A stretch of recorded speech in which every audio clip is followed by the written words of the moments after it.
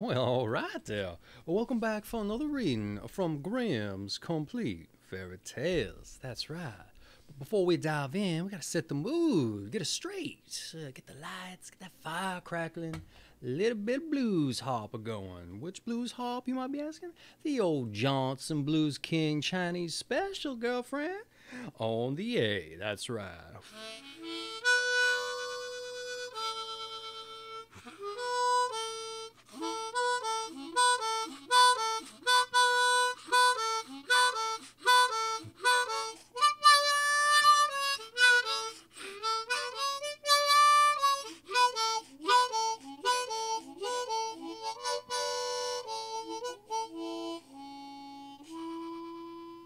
Oh, it sounds like there's a little bit of a riff in there somewhere. I'll have to experiment with it. But first, we need to get to the story at hand. One eye, two eyes, and three eyes. There was once a woman who had three daughters, the eldest of whom was called One Eye, because she had only one eye in the middle of her forehead, and the second, Two Eyes, because she had two eyes like other folks, and the youngest, Three Eyes, because she had three eyes, and her third eye was also in the center of her forehead. However, as Two Eyes saw just as other human beings did, her sisters and her mother could not endure her. And they said to her, "Thou with thy two eyes art no better than the common people. Thou dost not belong to us."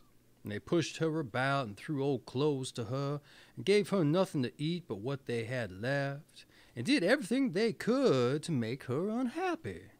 And it came to pass that Two Eyes had to go out in the fields and tend to the goat, but she was still quite hungry, because her sisters had given her so little to eat.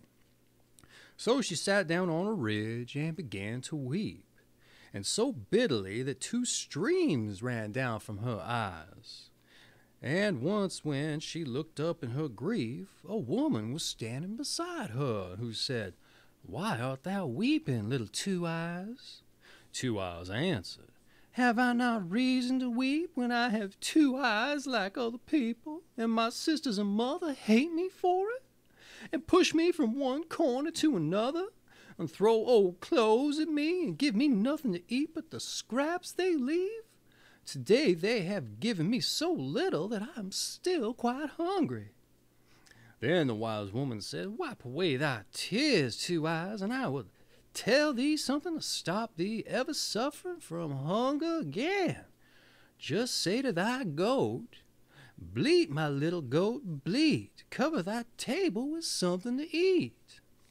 And then a clean, well-spread little table will stand before thee with the most delicious food upon it, of which thou mayest eat as much as thou art inclined for. And when thou hast had enough, and hast no need of the little table, just say, 'Bleat, bleat, my little goat, I pray, and take thy table quite away.' And then it will vanish again from thy sight." Hereupon the wise woman departed. But Two Eyes thought, "I must instantly make trial and see if what she said is true, for I am too hungry." And she said, "Bleat, my little goat, bleat, cover my table with something to eat." And scarcely had she spoken the words than a little table covered with a white cloth was standing there, and on it was a plate with a knife and a fork and a silver spoon, and the most delicious food was there also, warm and smoking as if it had just come out of the kitchen. Then Two Eyes said the shortest prayer she knew, "Lord God be with us, amen," and helped herself to some food and enjoyed it.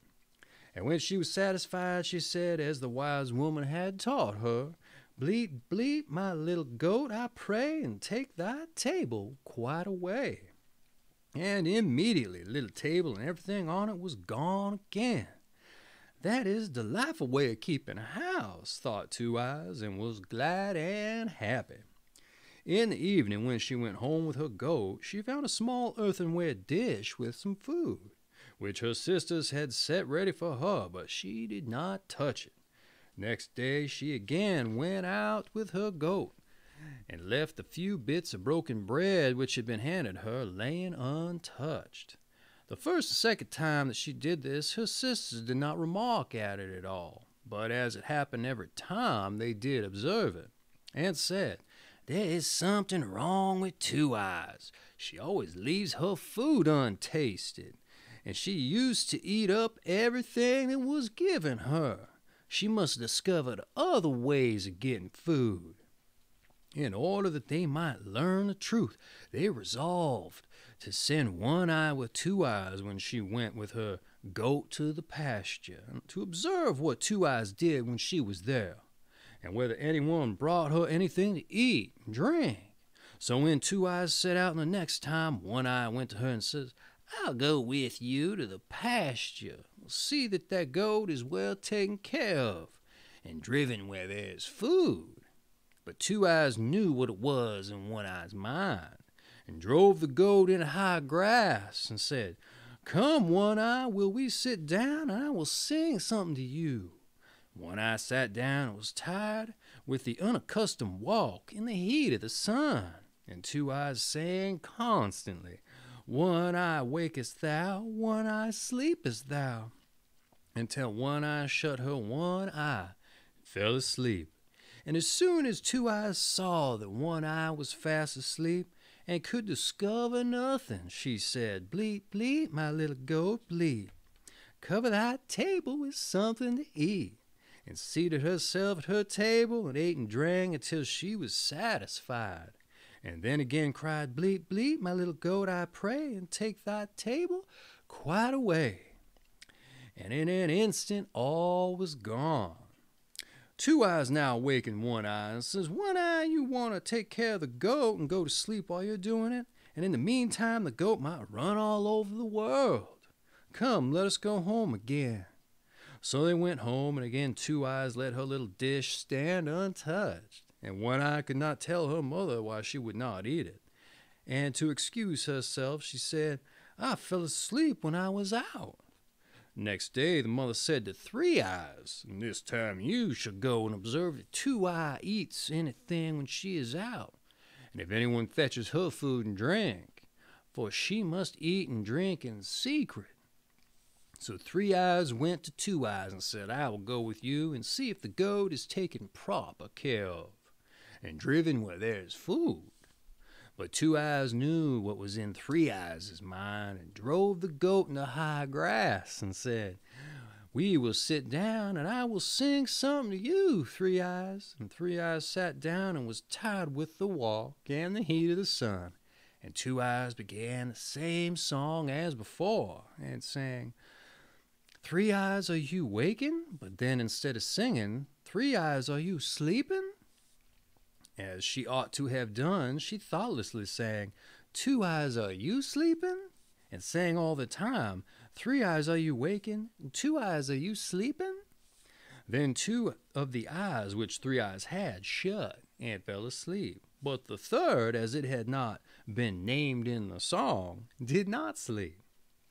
It is true that Three Eyes shut it, but only in her cunning to pretend it was asleep too. But it blinked, and could see everything very well, and when Two Eyes thought Three Eyes was fast asleep, she used her little charm, "Bleat, my little goat, bleat, cover my table with something to eat," and ate and drank as much as her heart desired, and then ordered the table to go away. "Bleat, bleat, my little goat, I pray, take thy table quite away." And Three Eyes had seen everything. And then Two Eyes came to her, waked her, and said, "Have you been asleep, Three Eyes? You are a good caretaker. Come, we will go home." And when they got home, Two Eyes again did not eat. And Three Eyes said to the mother, "Now I know why that high-minded thing there does not eat. When she is out, she says to the goat, 'Bleat, my little goat, bleat, cover my table with something to eat.' And then a little table appears before her covered with the best food, much better than we have here. And when she has eaten all she wants, she says, 'Bleat, bleat, my little goat, I pray, and take thy table quite away.' and all disappears. I watched everything closely. She put two of my eyes to sleep by using a certain form of words, but luckily the one in my forehead kept awake. Then the envious mother cried, Dost thou want to fare better than we do? The desire shall pass away. And she fetched a butcher's knife and thrust it into the heart of the goat, which fell down dead. When Two Eyes saw that, she went out full of trouble, seated herself on the ridge of grass at the edge of the field, and wept bitter tears. Suddenly the wise woman once more stole beside her, and said, Two Eyes, why art thou weeping? Have I not reason to weep? She answered. The goat which covered the table for me every day when I spoke your charm has been killed by my mother, and now I shall again have to bear hunger and want. The wise woman said, Two Eyes, I will give thee a piece of good advice. Ask thy sisters to give thee the entrails of the slaughtered goat, and bury them in the ground in front of the house, and thy fortune will be made. And then she vanished, and Two Eyes went home and said to her sisters, Dear sisters, do give me some part of the goat. I do wish for what is good, but give me the entrails. And they laughed and said, If that's all you want, you can have it. So Two Eyes took the entrails and buried them quietly in the evening in front of the house door, as the wise woman had counseled her to do. Next morning, when they all woke and went to the house door, there stood a strangely magnificent tree with leaves of silver and fruit of gold hanging round them, so that all the wide world there was nothing more beautiful or precious. And they did not know how the tree could have come there during the night, but Two Eyes saw that it had grown up out of the entrails of the goat, for it was standing on the exact spot where she had buried them. Then the mother said to One Eye, Climb up, my child, and gather some fruit of the tree for us. One Eye climbed up, but when she was about to get hold of one of them golden apples, the branch escaped from her hands. At the time happened each time, so that she could not pluck a single apple. Let her do what she might. Then said the mother, Three Eyes, do climb up. You with your 3 eyes can look about better than old One Eye. One Eye slipped down, and Three Eyes climbed up. Three Eyes was no more skillful, and might search as she liked, but the golden apples always escaped her. And at length the mother grew impatient, climbed up herself, but could not get hold of the fruit no better than One Eye or Three Eyes, for she always clutched empty air. Then said Two Eyes, I will just go up. Perhaps I may succeed better. And the sisters cried, You indeed, with your 2 eyes, what can you do? But Two Eyes climbed up, and the golden apples did not get out of her way, but came into her hand of their own accord, so that she could pluck them one after the other. And she brought down a whole apron full down with her. The mother took them away from her, and instead of treating poor Two Eyes any better for this, she and One Eye and Three Eyes were only envious, because Two Eyes alone had been able to get the fruit, and they treated her still more cruelly. It so happened that once, when they were all standing together by the tree, a young knight came up. Quick, Two Eyes, cried the 2 sisters, creep under this, and don't disgrace us. And with all the speed they turned an empty barrel which was standing close by the tree over poor Two Eyes, and they pushed the golden apples which had been gathered under it too. And when the knight came nearer, he was a handsome lord, who stopped and admired the magnificent gold and silver tree, and said to the 2 sisters, To whom does this fine tree belong? Anyone who would bestow one branch of it on me might in return for it ask whatever he desired. And then One Eye and Three Eyes replied that the tree belonged to them, and that they would give him a branch. They both took great trouble, but they were not able to do it, for the branches and fruit moved away from them every time. Then said the knight, It is very strange that the tree should belong to you, and that you should still not be able to break a piece off. They again asserted that the tree was their property, and while they were no saying so, Two Eyes rolled out a couple of golden apples from under the barrel to the feet of the knight. for she was vexed with One Eye and Three Eyes for not speaking the truth.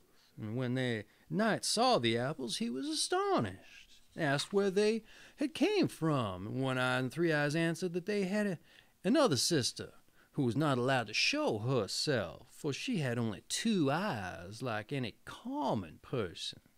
The knight, however, desired to see her, and cried, "Two Eyes, come forth." And then Two Eyes, quite comforted, came from beneath the barrel, and the knight was surprised at her great beauty, and said, "Thou, Two Eyes, canst certainly break off a branch from the tree for me." "Yes," replied Two Eyes, "that I certainly shall be able to do, for the tree belongs to me." And she climbed up, and with the greatest ease broke off a branch with beautiful silver leaves and golden fruit, and gave it to the knight. Then said the knight, "Two Eyes, what shall I give thee for it?" "Alas," answered Two Eyes, "I suffer from hunger and thirst, grief and want, from early morning till late night. If you would take me with you and deliver me from these things, I should be happy." So the knight lifted Two Eyes on his horse, and he took her home with him to his father's castle, and there he gave her beautiful clothes and meat and drink to her heart's content. And as he loved her so much, he married her, and the wedding was solemnized with great rejoicing. When Two Eyes was thus carried away by the handsome knight, her 2 sisters grudged her good fortune in downright earnest. "The wonderful tree, however, still remains with us," they thought, "and even if we can gather no fruit from it, still everyone will stand at it and look at it and come to us and admire it. Who knows what good things may be in store for us?" But next morning the tree had vanished, and all their hopes were at an end. And when Two Eyes looked out the window of her own little room, to her great delight it was standing in front of it, and so it had followed her. Two Eyes lived a long time in happiness. Once 2 poor women came to her castle and begged for alms. She looked in their faces and recognized her sisters, One Eye and Three Eyes, who had fallen in such poverty that they had to wander about and beg their bread from door to door. Two Eyes, however, made them welcome and was kind to them, and took care of them, so that they both with all their hearts repented the evil that they had done their sister in their youth. And that has been One Eye, Two Eyes, and Three Eyes from Grimm's Complete Fairy Tales. That's right.